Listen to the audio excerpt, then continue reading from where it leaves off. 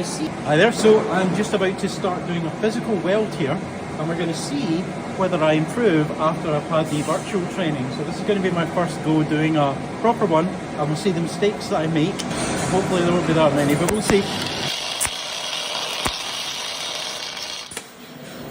How do you think that went? I think that went okay. I think that I managed to try to keep the angle okay, but I started going a little bit too fast, just about 2/3 of the way through. Hi again. Okay, so this is me already tried out my first weld, as you've seen. Now I'm going to try practicing on virtual reality. This one is interesting. It's binocular. That's quite unusual. It's got 2 lenses that you can adjust for your eyes, so that means that you get a sense of depth. That's all I know at the moment, but I'm going to test this against the ones that I've used before, so let's see how it goes. I've already calibrated it for my eyes, and then I'm just going to bring down the helmet.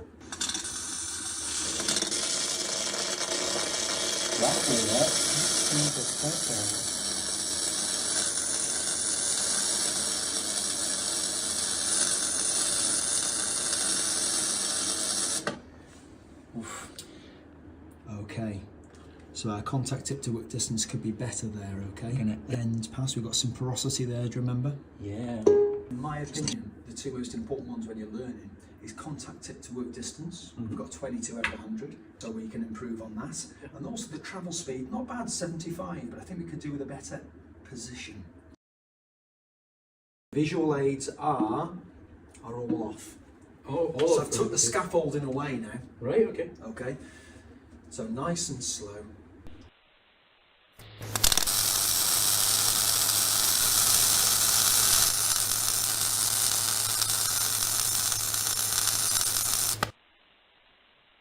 Wow. All visual cues off, a score of 81. 81. So look at these now. Your contact tip to work distance to begin with, no visual cues, was 22. Now it's 71 with no visual cues. Wow. So you've just understood exactly what would happen. And as I mentioned to you earlier, the difference being in a welding workshop, you'd be welding with real steel. I give you some verbal communication, I'd do a demonstration, I'd evaluate you, and then I'd give you verbal feedback. Wow. But then I'd go. Yeah. I've got 13 other welders to come and see, so you won't see me for 10, 15 minutes. So by the time I've come back to you, you'll be a little bit frustrated. You may have forgotten some of the tips that I've given you, and we'd have to start again. Maybe a little bit more improved, but only a little. Would I have done more than 1 coupon while you were away? You certainly would have. You'd have maybe gone through 7, 8 at £1.80 a go.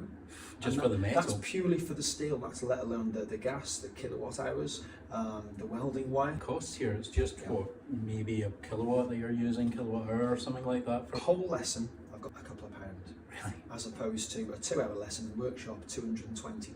What? Some institutions would come to a student now and say, well done, you've got 82, but if you were to ask that student why they got 82 out of 100, they wouldn't be able to tell you. When it's used right, you can visually look at all these now and you know. I mean, what's your weakest one there? Probably the contact to work distance again. Yeah. You know, I was being guided mostly on this by sound.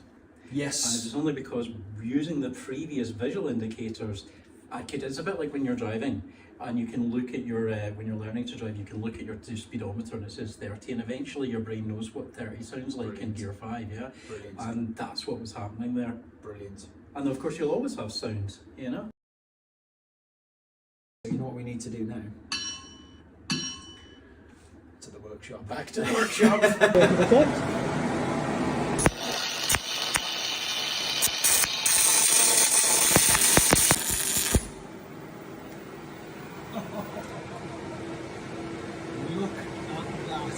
For me, 50-60% better than your last attempt.